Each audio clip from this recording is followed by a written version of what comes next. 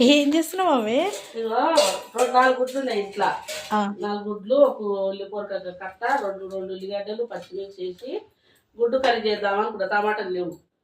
ఇక వంకాయ ఉంది కానీ వంకాయ వంకాయ ఉంటే బాగుండదని ఆలుగడ్డ లేవని ఇది వండుకుంటున్నాను. నువ్వు తినవా బిడ్డ, ఇలా సోమవారం కదా. అంటే నేను తినడానికి గుడ్లు వండుకుంటున్నా మనం. అట్లా ఏం లేదు కానీ వంకాయ కూడా వండితే ఖరాబ్ అవుతుంది, అందరూ తింటే వడుస్తుందని.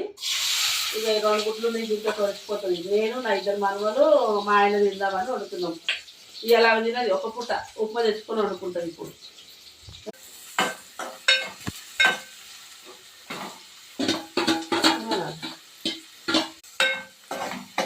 ఈ నూనె పేరు ఏమంటారు నాకేం రాదు.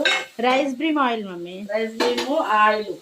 ఎందుకంటే నాకు కొలెస్ట్రాల్ ఉందని ఇక మా బిడ్డ ప్రత్యేకంగా తెచ్చింది. ఇక నా గురించి ఇది ఇంట్లో ఎవరు ఆడవు. ఇది వాసన కూడా చూడదు, నేనే చేసుకుంటా. దీంతో వండుకొని తింటా. 0 ఫ్యాట్ మమ్మీ, అందుకనే నేను